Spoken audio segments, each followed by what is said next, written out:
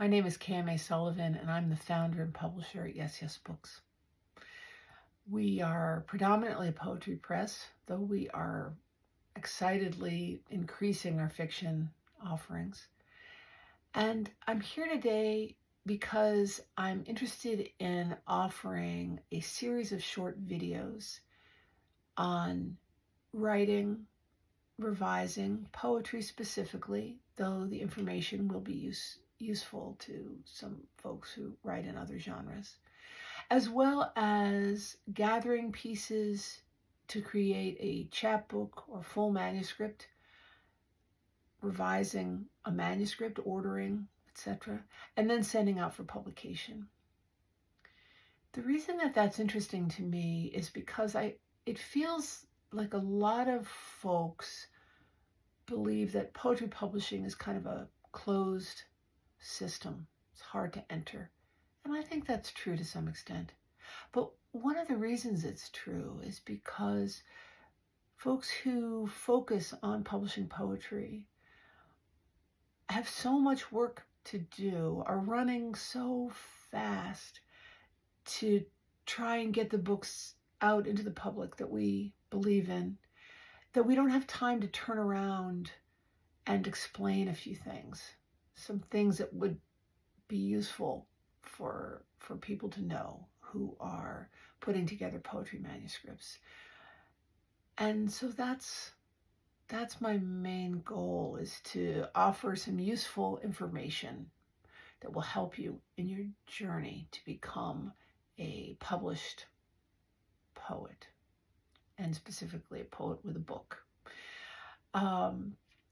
So my plan is to offer a video, hopefully not more than 10 minutes, something like that, every Friday for the next 4 to 5 months on different specific topics, some of them broader, some of them very detail-oriented. I know already I will certainly be doing a 10-minute video on the comma, and any writer who's worked with me knows that I've got a lot of thoughts about commas. I love them, but they've got to have a reason to be there. And so I'm going to share some thoughts on how to figure that out. So various topics. One of the reasons that poetry publishing feels like a closed system is that we simply do not have enough poetry presses out there. There are a couple ways that I know that to be the case. And the first is that when I look at fiction, I read a lot of fiction. I love it, all kinds, genres.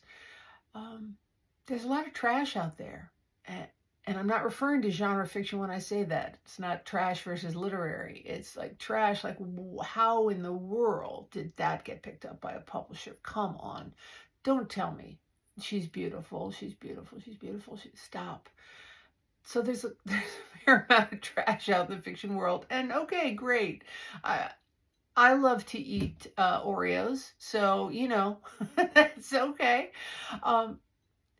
There's no trash in poetry. There's simply no trash. It's incredible. If you're reading and you look at what's being published, there might be books that are less engaging to you than others, or more engaging than others.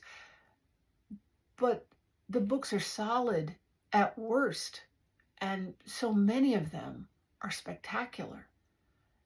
We don't have enough poetry publishers. We're not going to have enough until we see trash being published. And then I'll say, oh, okay, we got enough now. Another reason that I feel that there aren't enough poetry publishers, and which contributes to this feeling of closed system, is that as publisher at YesYes, I get my eyeballs on between 1,000 and 1,200 manuscripts per year. And we are a tiny little press. We're a tiny little press. Now, we punch above our fighting weight frequently, and I'm happy about that, and I'm so thankful with the editors that I work with at YesYes. But that's a crazy amount of submissions for us to be getting, given the size of the press that we are. And here's the truth about the submissions. If there's a submission pool that is 400 manuscripts big, it is likely that 10% or fewer will include the depth of heart, the complexity of engine, the newness of language, sufficient to engage the publisher. And fewer still that will have these consistently through the manuscript. There's a whole lot of sincerity, and I do know for a fact that the folks who are putting in manuscripts, this is work that is central to them. They have devoted probably years to writing, to offering their internal selves, to working on the language. But there's a lot that's missing, and a lot that can be detailed and kind of identified that will help those manuscripts get into the top 50 of a 400 submission pile group. And so that's what I'm hoping to do, is actually to offer suggestions, perspective, practices, resources that will help you get your manuscript into that top 50 so that it has a chance to be seen by the publisher. And because if you've done that work, if you've done the work to put together a manuscript, it means you want it to be read. I want to help you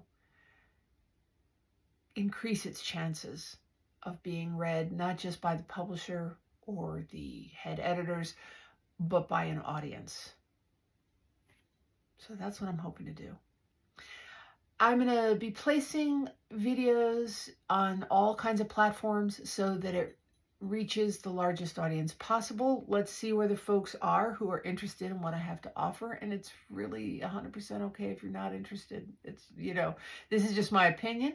It's an opinion born out of experience. Nevertheless, it's an opinion and can be dismissed immediately if it's not speaking to you. So I'm going to put the video out on a variety of platforms, and feel free. And I also put resources and information that I mention in each video in the comments. And feel free to ask questions or whatever, make comments. I won't be responding in the comment section. I simply don't have time. But I certainly will be going through the comments occasionally to look for topics of interest, things that folks want covered and are interested in having covered, and I'm very happy to do that. So let's see how this goes. My goal is to be useful. Let's see if I can be. And I hope you have a great rest of your day. Bye.